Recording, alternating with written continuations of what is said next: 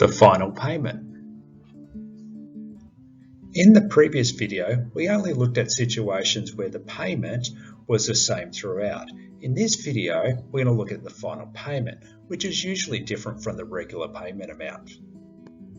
For our first example, $470,000 is loaned for 20 years at 8% compounding monthly with payments of $3,931.27. We're going to skip right to the end of our amortisation table. So I've already pre-filled this and we're up to the very last step. If we proceed as we did on the previous video and just keep their regular payments going all the way through to the end, what ends up happening is you end up with a balance that's not zero. In this case, we've ended up with a balance at negative $1.09.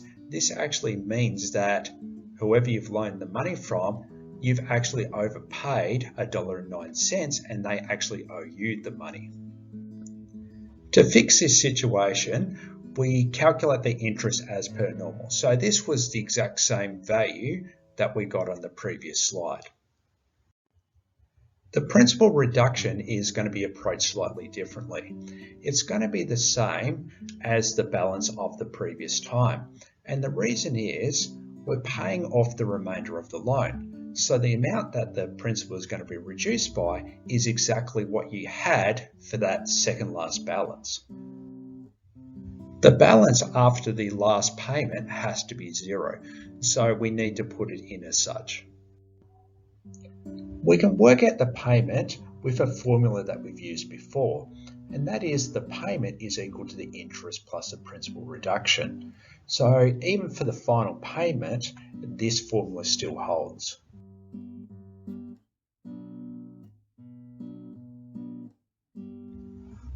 We're going to go back to the situation where we ended up with negative $1.09, and we're going to make adjustments from here. We can make the following adjustments to get it right. We can take $1.09 from the payment, the interest we can leave the same, we can take $1.09 from the principal reduction, and the balance we actually add $1.09. Let's have a look at another example. $200,000 is loaned for 20 years at 9% compounded monthly with payments of $1,799.45. Again, we're going to jump to the second last line and then just proceed as we did previously. If we keep the regular payments going through to the end, we end up with a balance of $1.27. So that means we still actually owe some money here. So that final payment hasn't actually paid off all the remaining balance. To fix this, we're going to follow the same process as before. We're going to work out the interest as we would normally. Just like the previous example, the principal reduction is still equal to the balance during the second last period. The balance at the end is still $0 because we will have paid off the loan. To work out the payment, we use the same formula as before. So our payment is equal to the interest plus the principal reduction. This time, our final payment is a little bit more than what our regular payment would be.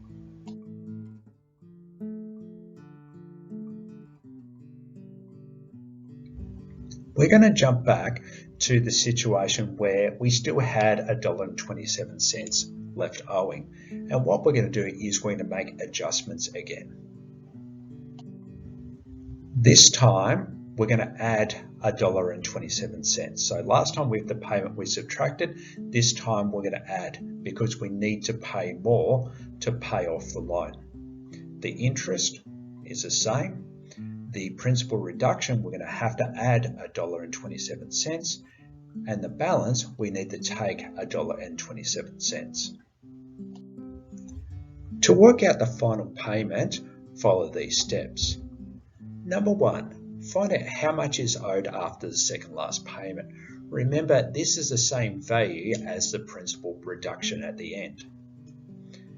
Number two, calculate how much interest that needs to be paid on the final amount. The final payment is going to be step 1 plus step 2. This is our principal reduction plus interest is equal to the payment formula. So here are some tips for getting these questions right. The first is the most common mistake is to think that the final payment is equal to the amount owed at the end of the previous time period. Remember, we always have to add on that last lot of interest. The alternative method that I showed was quicker, but it can be difficult to figure out whether you add or subtract, whereas the steps that I showed in the previous slide are the same for both examples. A very good question is why we don't end up with a zero balance at the end anyway. Now, it could seem like I'm just trying to make the questions more difficult, but as you'll see, this is just a nature of what happens with amortisation tables. If we have a look at example 1 again and put it into our calculator, we do find that the payment works out to be $3,931.27, exactly what I put in the question. So what's going on here? Well, the payment was more specific than that. If we do it to 6 decimal places, you can see that I've had to round it. Now, it may seem a little bit trivial that rounding to the nearest cent has meant that we've actually ended up with $1.09 out. And that's because even this slight difference compounded over 20 years is enough to be $1.09 out. For example 2, there was also some rounding involved. So the payment to 6 decimal places was that, but as you can see, I needed to round down, and that meant we're paying a fraction of a cent less than what we should have been doing. And so that meant that fraction of a cent less compounded over 20 years end up meaning that we're owing $1.27 at the end. It's just a timely reminder that small differences compounded over a long period of time do make a difference. Thanks for watching. Please subscribe and hit the like button. Please leave a review and a comment. I'm not a financial advisor. I'm an experienced mathematics teacher with a passion for teaching financial literacy. Please read the disclaimer.